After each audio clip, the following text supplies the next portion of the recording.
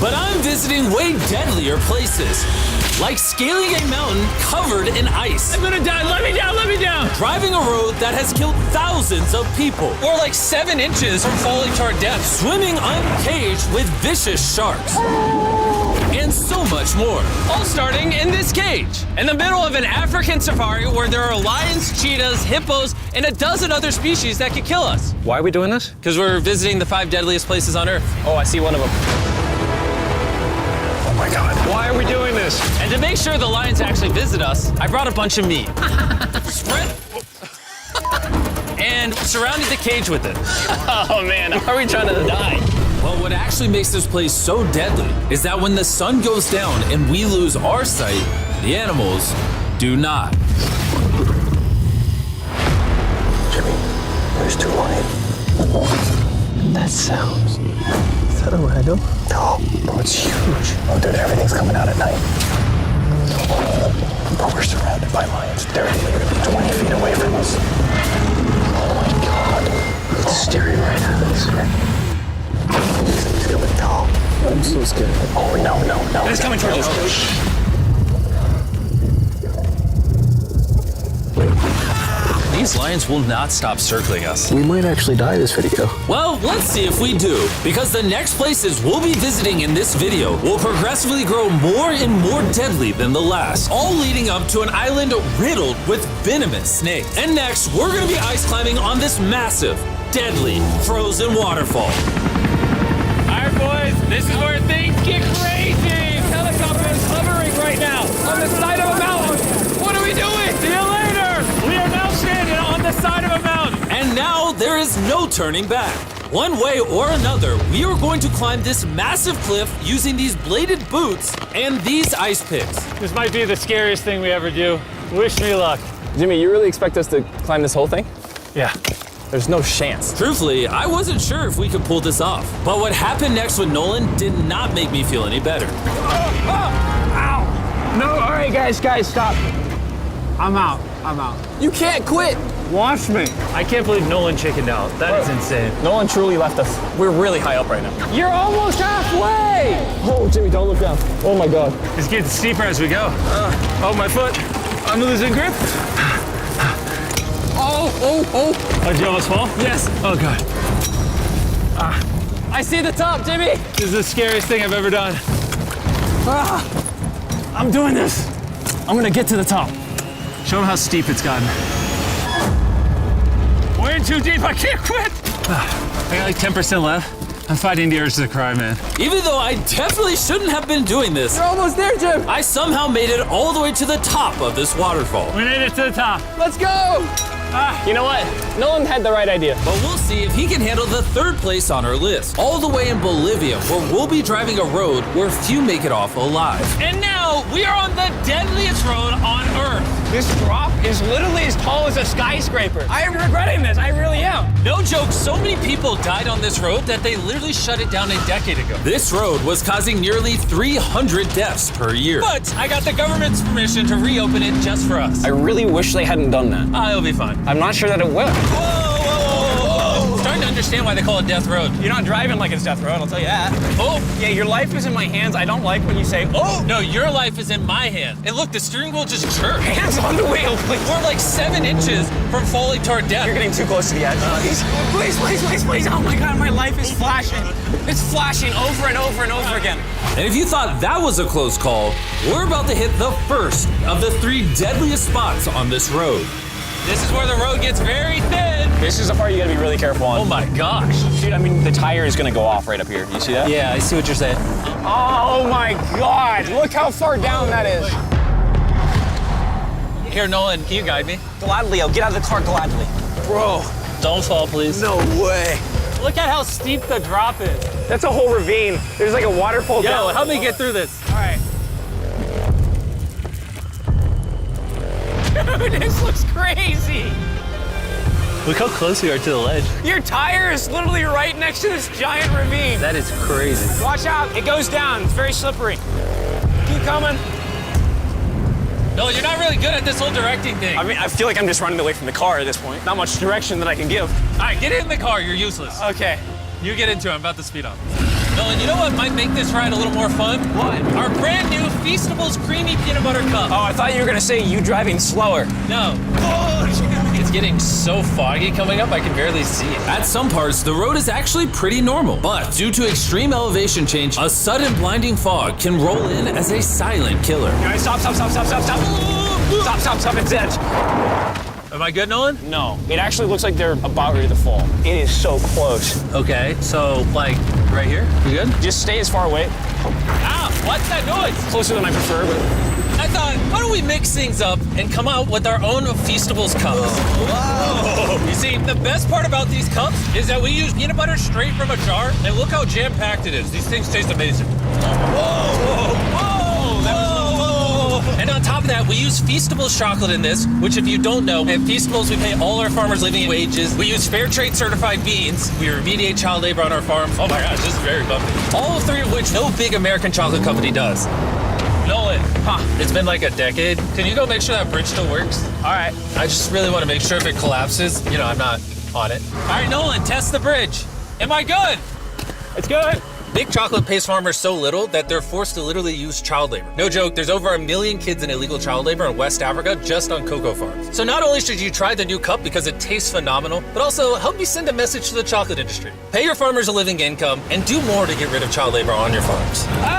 This is crazy. We survived Death Road! So far, we've survived on the land. But for this next bonus place, Carl and Nolan are in the middle of the ocean, surrounded by sharks.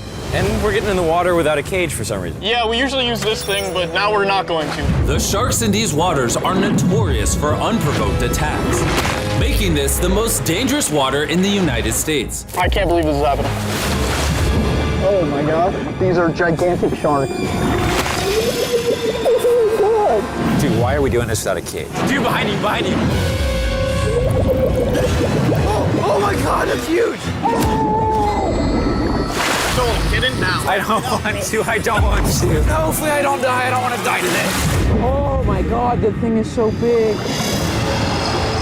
Okay, all right. Carl, the sharks are like twice your size. I'm good on sharks. I'm good. But that was nothing compared to our second most dangerous spot, which just so happens to be in the middle of the Amazon rainforest, the beauty of which can only be paralleled by its danger. Because in a matter of moments, the forest can go from this to this. Just a little rainstorm can cause the rivers to flash flood and overwhelm the entire area. And today, we're visiting the Gata Cataracts waterfall, where a flash flood could send us down over 1,000 feet